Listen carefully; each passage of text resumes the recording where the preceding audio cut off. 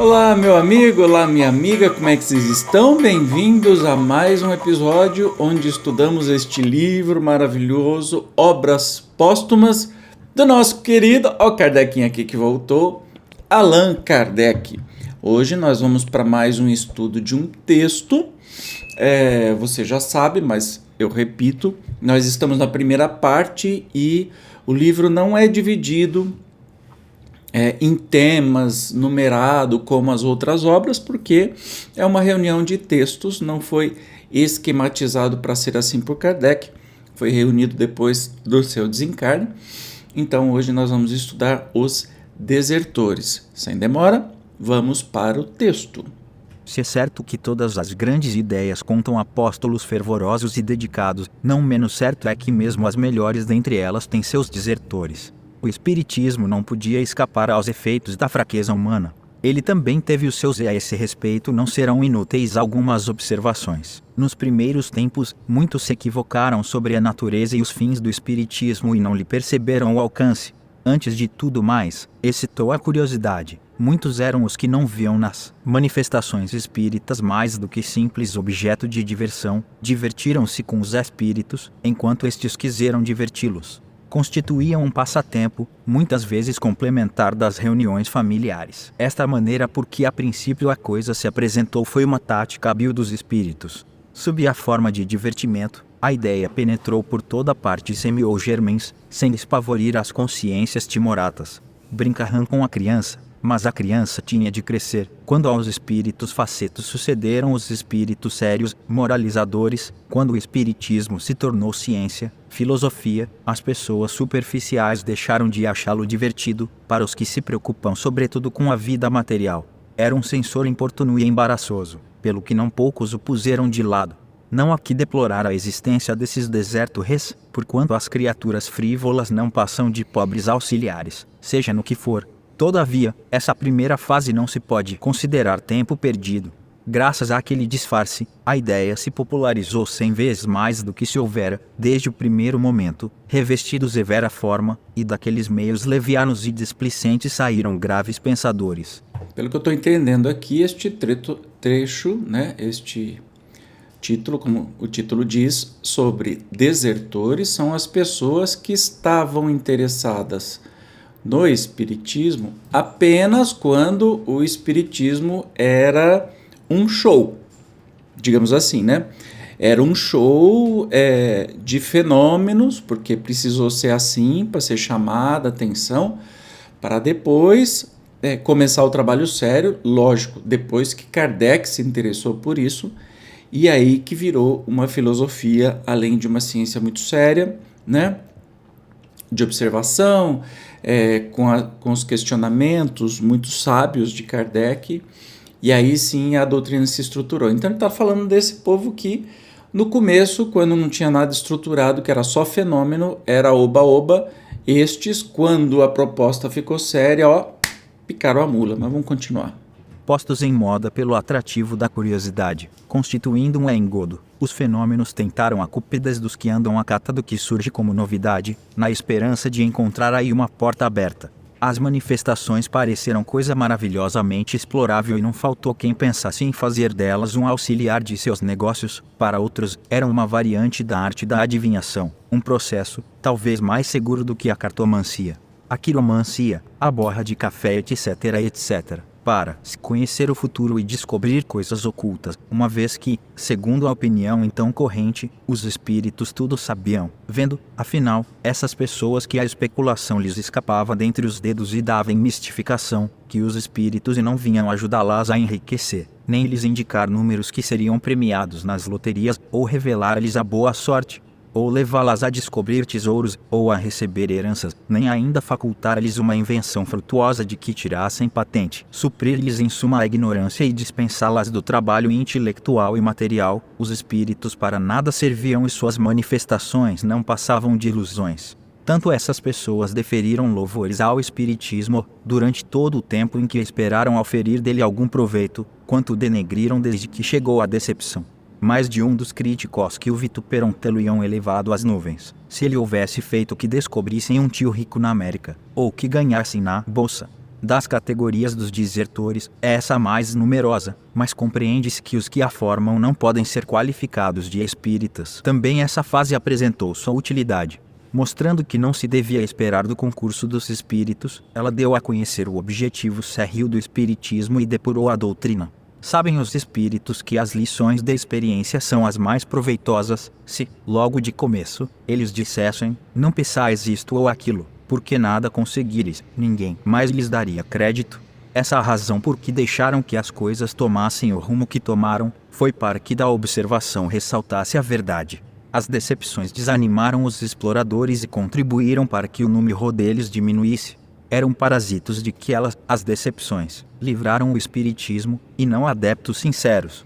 Chamar que esse povo é espírita está sendo carinhoso demais, né? Obviamente não eram espíritas, eram curiosos e verdadeiro espírita, né? Lembra que a gente estudou em outras obras, se reconhece realmente pelo interesse na automudança, né? Na automelhoria, e não que quer enganar o outro e está afim só dos fenômenos, né?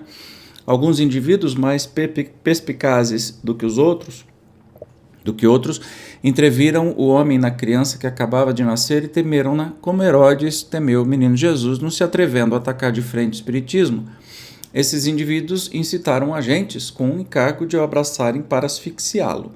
Agentes que se mascaram para em toda parte se intrometerem para suscitarem habilmente a desafeição nos centros e espalharem dentro destes, com furtiva mão, o veneno da calúnia, acendendo ao mesmo tempo o facho da discórdia, inspirando atos comprometedores, tentando desencaminhar a doutrina a fim de torná-la ridícula ou odiosa e simular em seguida defecções. Olha só, na época já contemporânea, né, de Kardec, o que já acontecia no espiritismo. Imagina, Kardec deve, se não tiver encarnado, ele está vendo o que está acontecendo com o espiritismo hoje, aí arrepia ainda mais, porque estão distorcendo o espiritismo, transformaram ele numa religião com hierarquias, com costumes, com cultos, com, como que se diz, hábitos, né? Porque se na casa espírita não tiver o passe, não tiver água fluidificada, então não é casa espírita, quer dizer, distorceram absurdamente o espiritismo. Mas vamos continuar a leitura. Outros ainda são mais habilidosos, pregando a união, semeiam a separação, destramente levantam questões irritantes e ferinas, despertam o ciúme da preponderância entre os diferentes grupos, deleitar-se-ão, vendo-os apedrejar. Se erguer bandeira contra bandeira, a propósito de algumas divergências de opiniões sobre certas questões de forma ou de fundo, as mais das vezes provocadas intencionalmente. Todas as doutrinas têm tido seus Judas, o espiritismo não poderia deixar de ter os seus e eles ainda não lhe faltaram. Esses são espíritas de contrabando, mas que também foram de alguma utilidade. Ensinaram ao verdadeiro espírita a ser prudente, circunspecto e a não se fiar nas aparências. Por princípio, deve-se desconfiar dos entusiasmos demasiado febris, são quase sempre fogo de palha, ou simulacros, ardores ocasionais, que suprem com a abundância de palavras a falta de atos. A verdadeira convicção é calma, refletida, motivada. Revela-se, como a verdadeira coragem, pelos fatos, isto é, pela firmeza, pela perseverança e, sobretudo, pela abnegação. O desinteresse moral e material é a legítima pedra de toque da sinceridade. Tem esta um cunho sui generis, exterioriza-se por matizes muitas vezes mais fáceis de ser compreendidos do que definidos, é sentida por efeito dessa transmissão do pensamento, cuja lei o espiritismo regulou, sem que a falsidade chegue nunca a simular lá completamente, visto não lhe ser possível mudar a natureza das correntes fluídicas que projeta, disse.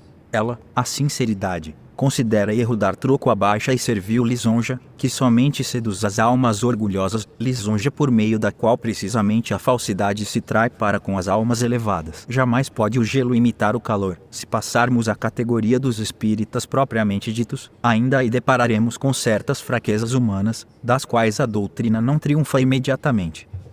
Bem interessante. Lembrando que espírita é gente. Então, não é porque espírita é que é pessoa melhor nem pior do que das religiões ou outras pessoas. Enfim, a gente tem que entender que espírita é gente, como todo mundo. Então, nós temos aí todo tipo de pessoas no movimento espírita.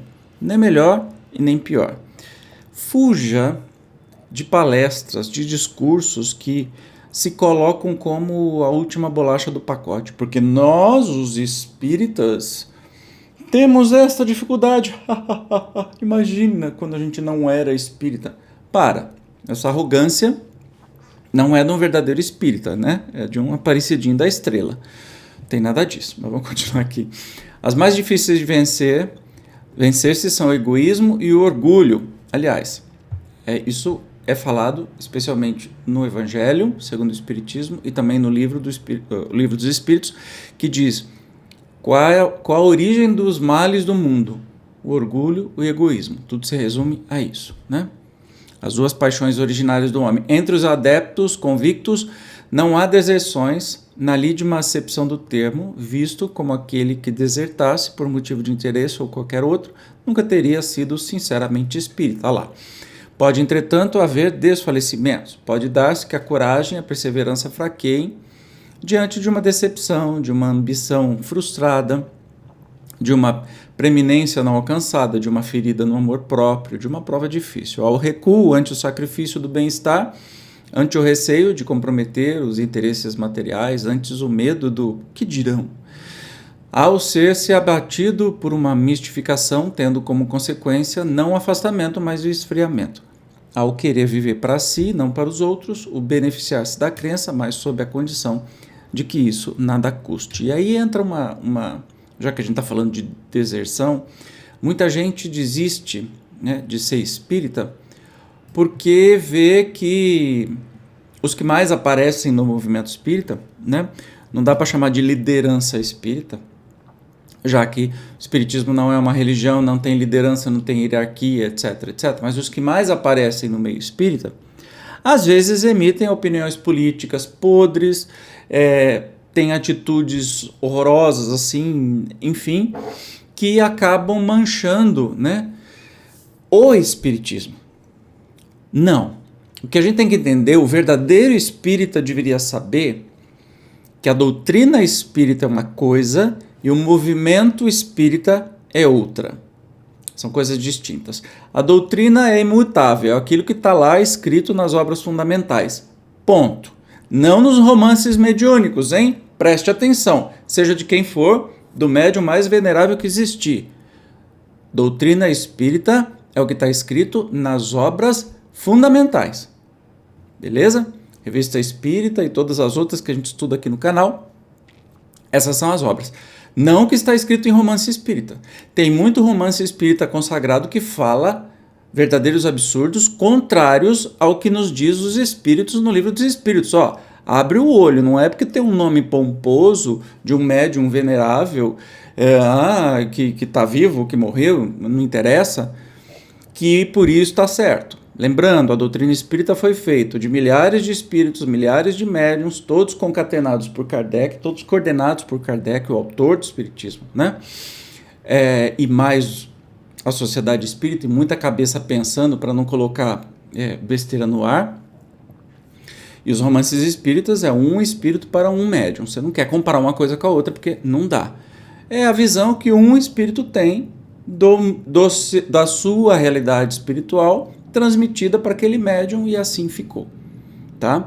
Então, assim, quando aquele médium, aquele palestrante espírita muito famoso fala uma borracha, uma besteira, o que acontece?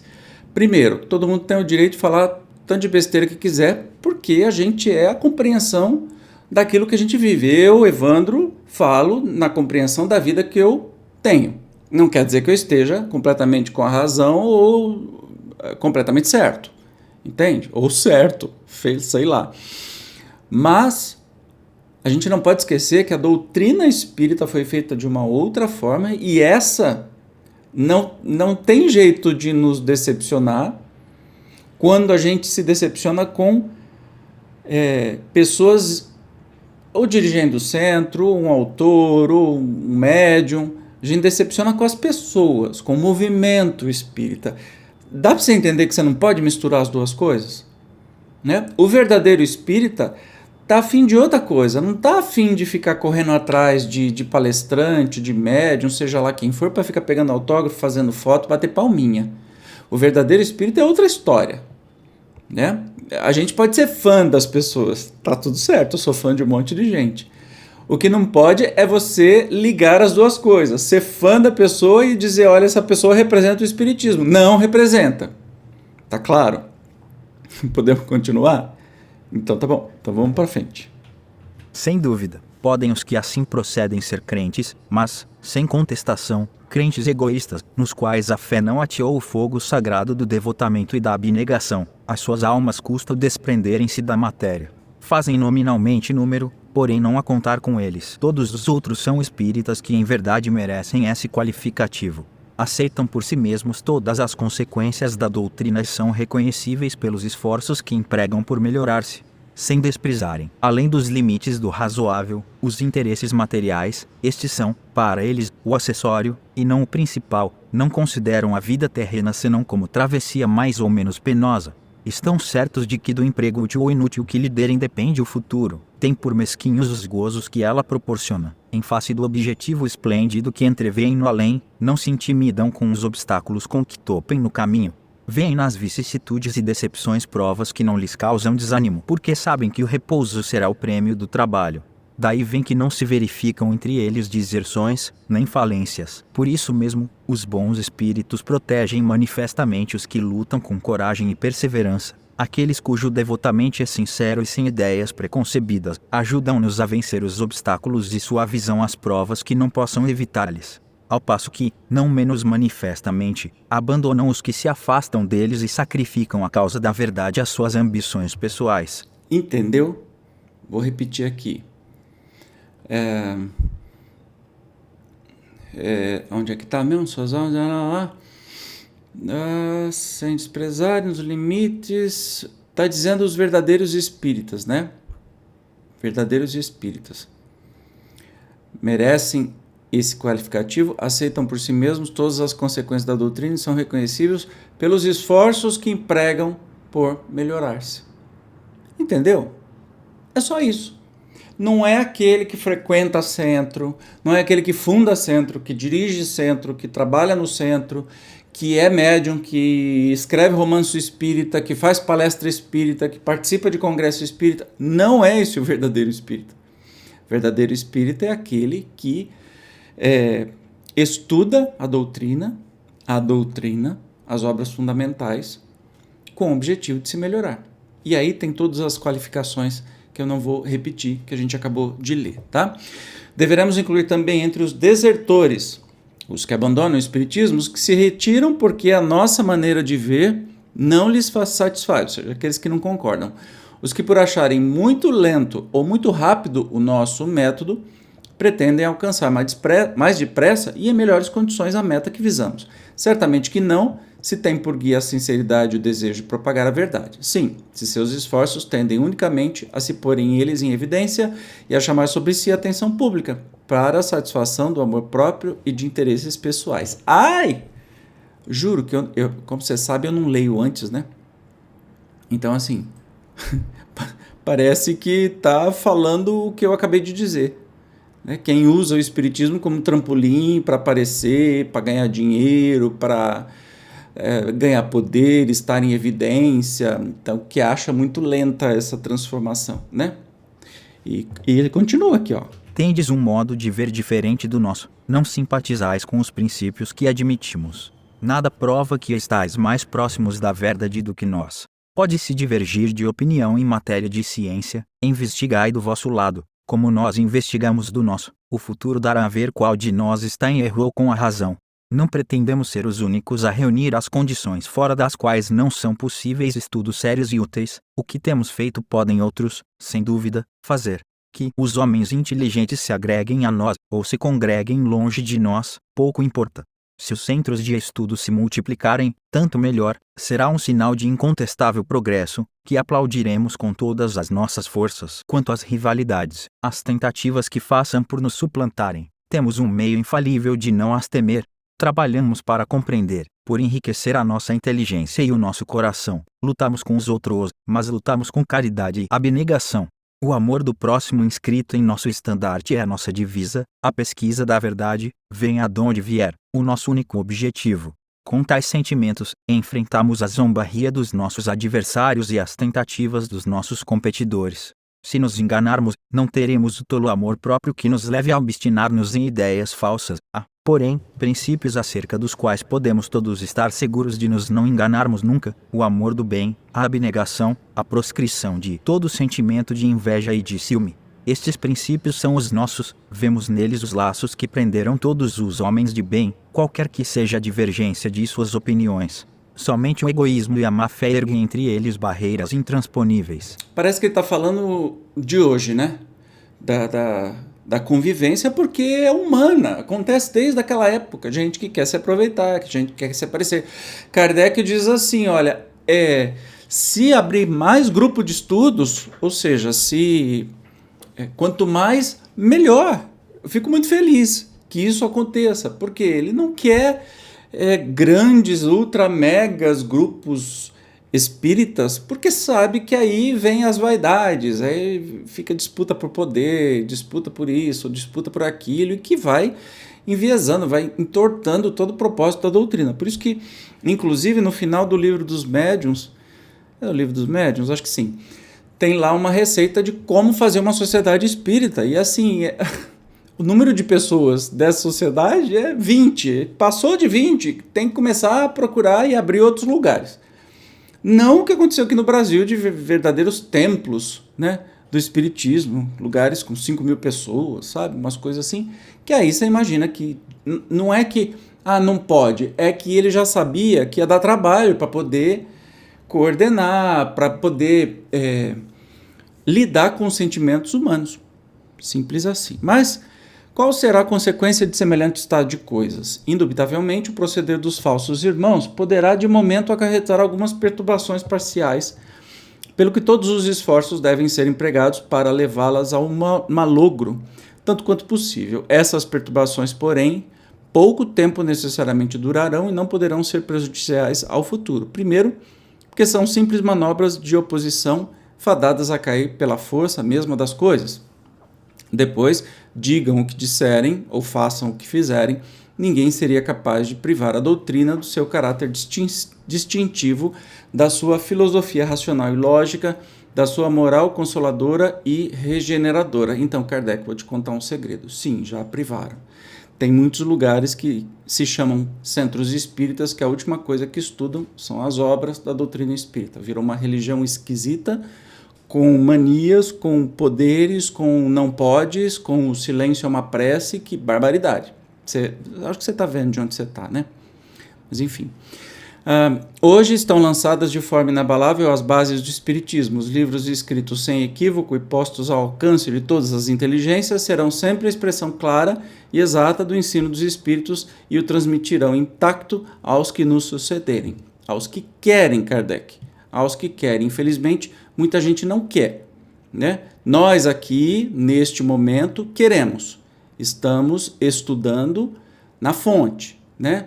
Nós não precisamos de uma federação que seja nacional dizer o que precisa e o que não precisa estudar. Misturar as obras fundamentais, né, da doutrina espírita com livros mediúnicos, que muitas vezes são contrários ao que diz a doutrina espírita, e vira uma lambança. Então, não é necessário estudar por essas cartilhas elaboradas, com muito esforço por irmãos nossos, etc. e tal, mas isso não é espiritismo, tá? Misturar as obras fundamentais da doutrina espírita com romances mediúnicos não faz nenhum sentido, Kardec é extremamente didático. Ele fez as coisas extremamente didáticas, tanto que você vê que os livros tem capítulos, tem assuntos, tem temas. Olha para o Livro dos Espíritos, por exemplo. Mais didático impossível. Para que você vai misturar esse negócio com romance espírita? Que às vezes falam coisas contrárias ao que está dizendo o Livro dos Espíritos. Então não precisa fazer curso de 5 anos para estudar a doutrina espírita. Não precisa nem pisar em casa espírita, em centro espírita, né? Você pode, por exemplo, acessar um canal como o meu ou tantos outros que se propõem a fazer um estudo sério, não os canais que ficam fazendo palestra bobagem de coisas.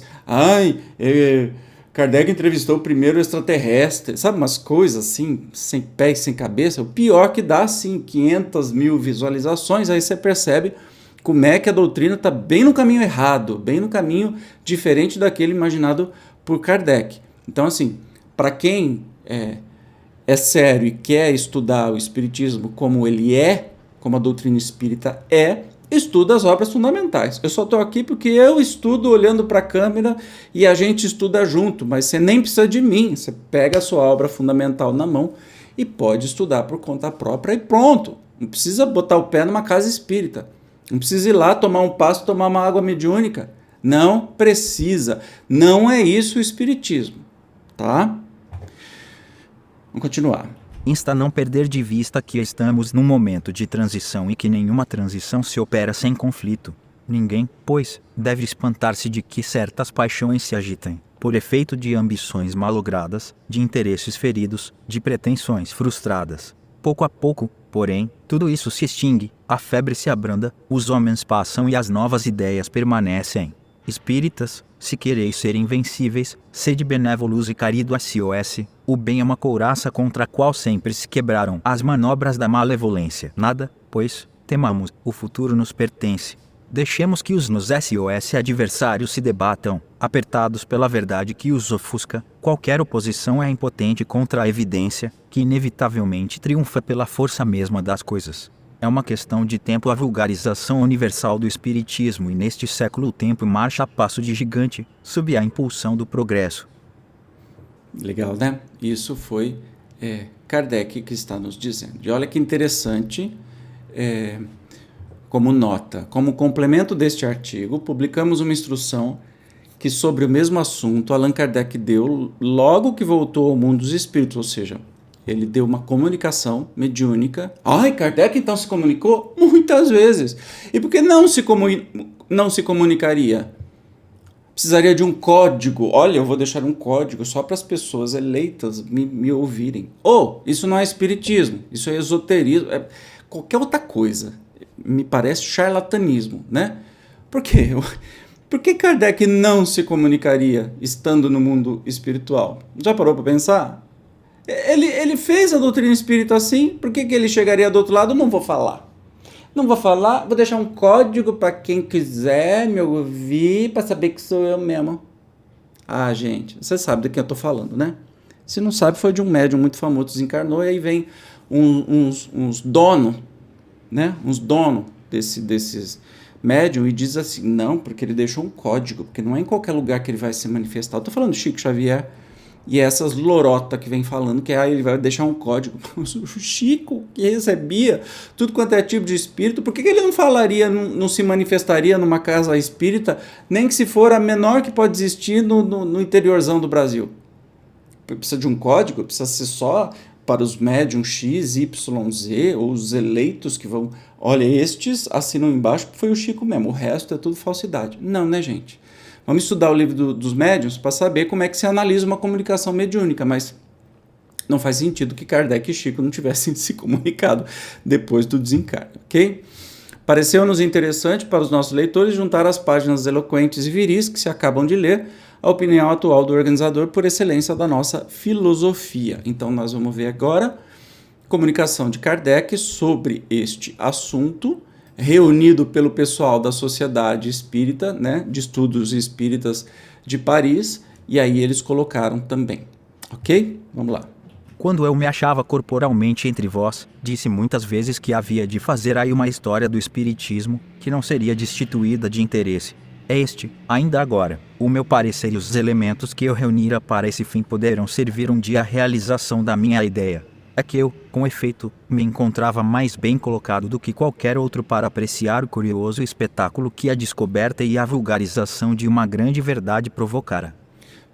Pressenti outrora, hoje sei, que ordem maravilhosa e que harmonia inconcebível presidem a concentração de todos os documentos destinados a dar nascimento à nova obra, ou seja, ao Espiritismo. Então, assim, e lembrando que Kardec, o que pensava em vida, certamente evoluiu depois do seu desencarne e tem uma outra visão, aqui no caso até então exatamente a mesma, mas muito mais ampla, né? Vamos continuar.